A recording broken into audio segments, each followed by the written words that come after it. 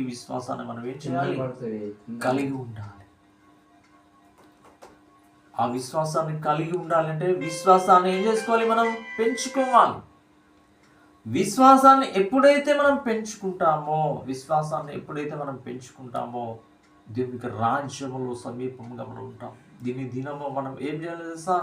మన ఆస్తులను పెంచుకోవడం కాదు, మన ఆస్తులను పెంచుకోవడం కాదు, మన ఘనతను పెంచుకోవడం కాదు, అనేకుల ఎదుట మనము ఘనపరచడము కాదు. ఇది పెంచుకుంటే ఉపయోగం లేదు. అందుకే పౌలు ఏం చేశాడు? సమస్తము వ్యర్థము పెంటతో సమానంగా పెంచుకున్నాం. వీటిని పెంచుకుంటే ఉపయోగం ఏమింది? కిరీటం ఎట్లా వస్తుంది నీకు?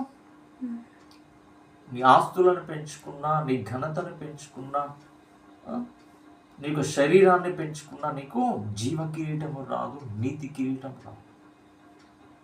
నీ విశ్వాసాన్ని పెంచుకోగలిగితే నీకు జీవ కిరీటం ఉంటుంది. నీవు అబ్రహాము, ఇస్సాకు, యాకోబులతో కలిసి జీవిస్తావు, భుజిస్తావు. ఆ చక్కటి అవకాశము, ఎంత గొప్ప అవకాశమో నీకు కావాలి అంటే నీ విశ్వాసాన్ని